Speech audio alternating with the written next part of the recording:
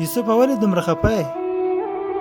خلک وایي چې د مینې په لاره کې سخته دردونه وي. یاره چې په دې لاره کې مې یوه دواخانه جوړه کړې وای سخت کار به مې جوړو. د وړو ماشومانو پرتوګ او واټساپ هم تقریبا یو شان دي.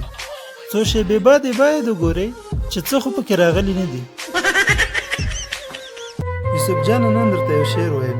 ارشاد چې ټینګه مې راګیره کړه او ژبه مې تې ونیوه. ارشاد نو دغه مې اول ځل و چې چرګه مې حلاله کړه.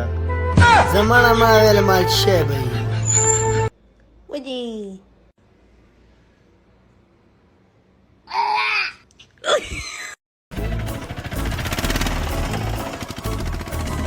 استاد خیر ته ځې؟ هو ولې نه؟ عمده ځې که پرچون؟ یاره تنګول مه کوه.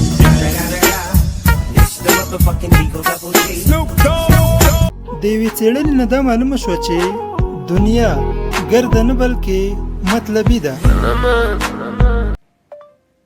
اوکے گوگل میری شادی کب ہوگی؟ May Google who? Tumhari Ami Nahi. ولې خاندې احمده؟ ته خو کښېنه که نه.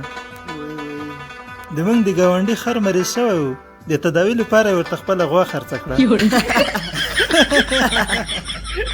نن سبا هر څوک دروغ وایي، خو بیا هر څوک دا هم وایي زما دروغجن انسان سخت بد راځي.